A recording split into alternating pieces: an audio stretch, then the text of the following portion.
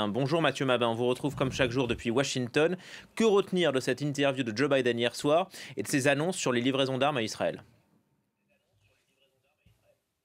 Alors écoutez, c'est une très bonne question puisque dans cette interview donnée à nos confrères de CNN, le président des États-Unis entretient soigneusement un certain nombre d'ambiguïtés. C'est le moins qu'on puisse dire, des ambiguïtés qui, si on n'y prend pas garde, pourraient apparaître comme de franches contradictions. D'abord, il y a une question qui n'a pas vraiment été posée. Comment est-il possible que la Maison-Blanche découvre cette semaine que les bombes américaines larguées en masse sur Gaza ces 7 derniers mois, pourtant, ont effectivement causé des dégâts terribles dans la population? Concrètement, dès les premières heures du conflit, il n'y avait pas besoin d'être un fin tacticien pour s'en rendre compte.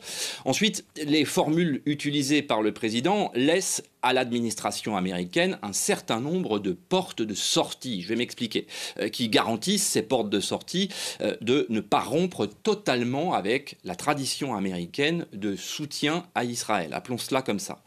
Certes, Joe Biden menace de couper les chaînes logistiques d'approvisionnement en munitions lourdes, ces chaînes qui alimentent l'armée israélienne, on le sait, de manière continue jusqu'à présent. Une menace d'ailleurs détaillée par Lloyd Austin, cette fois le secrétaire à la Défense, lors de son adresse au Congrès cette semaine. Mais dans son interview, le président américain utilise le terme de munitions offensives, ce qui concrètement ne correspond pas à grand-chose. En tout cas, pas juridiquement. Rappelez-vous, ces termes avaient déjà été employés au début de la guerre en Ukraine, avant d'être abandonnés quand les opinions publiques ont enfin réalisé que l'expression était globalement vide de sens. Non, ce qu'il faut comprendre de la déclaration de Joe Biden, c'est que dans le contexte électoral qui est le sien, le camp démocrate ici n'assume tout simplement plus les pertes civiles à Gaza. Ces derniers mois, la pression à l'intérieur du camp démocrate n'a pas cessé de croître jusqu'à voir des pans entiers de l'électorat de Joe Biden promettre de le sanctionner dans les urnes. On a encore entendu Bernie Sanders cette semaine condamner violemment la stratégie israélienne à Gaza et évidemment le soutien militaire américain sans lequel aucune opération militaire israélienne ne serait réellement possible. On va revenir un peu plus tard sur le fait que les bombes américaines tuent effectivement des civils à Gaza. Mais concrètement, le président américain se trouve aujourd'hui dans une situation politique globalement inextricable, avec d'un côté une pression forte du Parti démocrate et de l'opinion américaine en général d'ailleurs, qui vise à ne surtout pas abandonner le soutien à Israël, ça on l'a compris, mais on a commencé à en parler. Ce qui inquiète l'équipe de campagne du président, c'est cette frange de l'électorat qui lui a d'ores et déjà tourné le dos et qui promet très concrètement de sanctionner le candidat Biden dans les urnes. Encore une fois, il s'agit de la garde rapprochée de Bernie Sanders, à la Chambre des représentants notamment, cette jeune garde progressiste en qui les mouvements étudiants de soutien à la Palestine, par exemple, se retrouvent complètement. Et dans le fond, on assiste probablement au sein du Parti démocrate bien plus à une confrontation d'ordre générationnel que politique ou même idéologique ou diplomatique.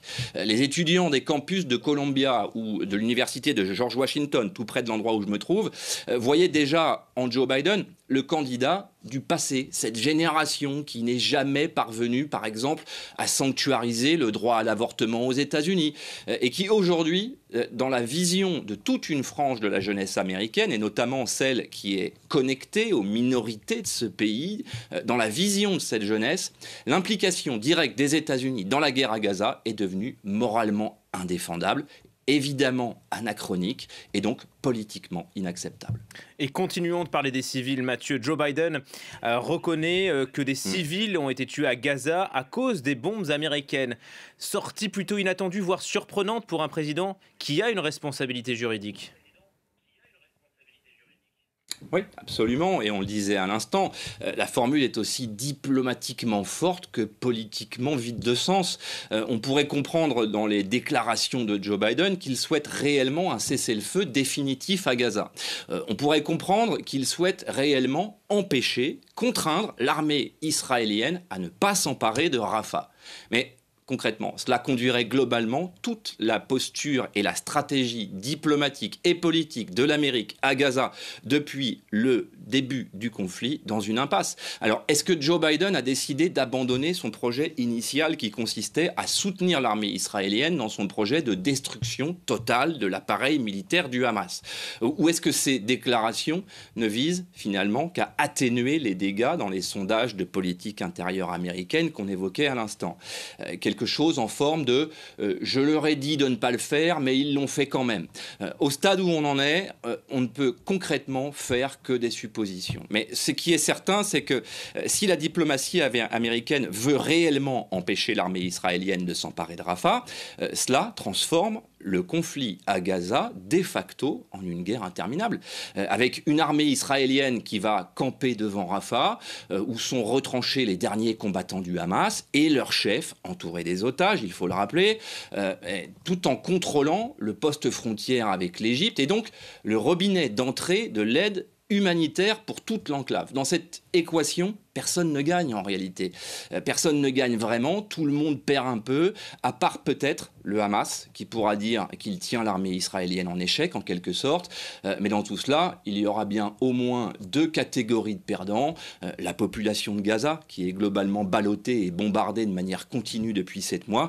Et évidemment, les otages, dont les nouvelles sur leur nombre et leur état de santé se font de plus en plus rares.